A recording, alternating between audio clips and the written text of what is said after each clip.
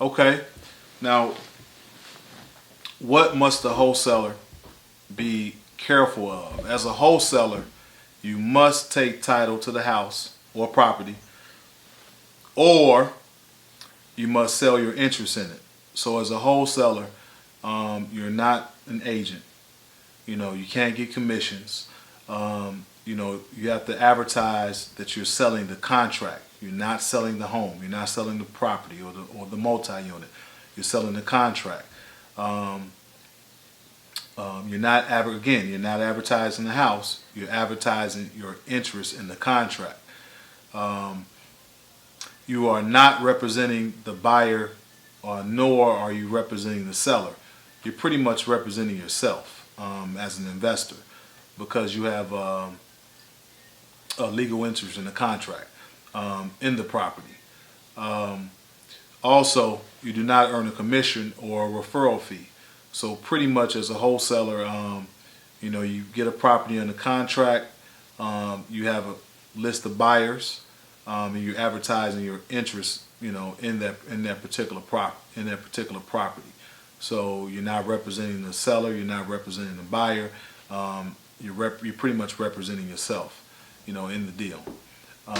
You have what they call equitable interest. So once you sign that contract with the seller, and you put down your earnest money deposit, which could be as little as $10 or $100. Most deals we might put, $50 or $100 down.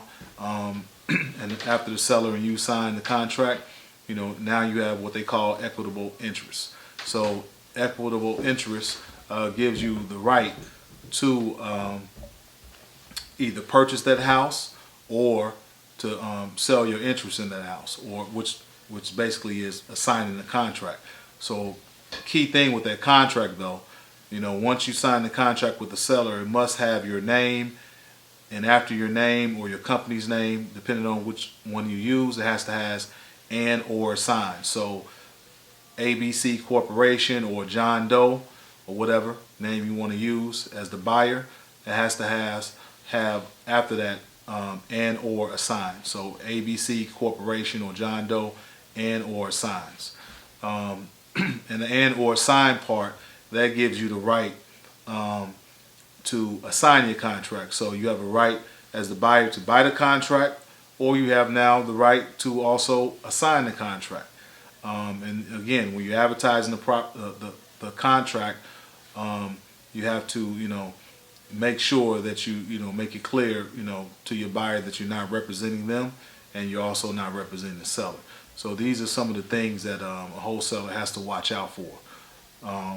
Because other than that, then you're operating as a realtor, and if you're operating as a realtor, that's where you can get in trouble, because there's laws and guidelines that certain realtors have to go by in general. So you don't want to get yourself in trouble. All right. So just be careful out there and make sure you have that one thing in that contract after your name, the and or signs, and that you're advertising the contract and not the property itself. All right.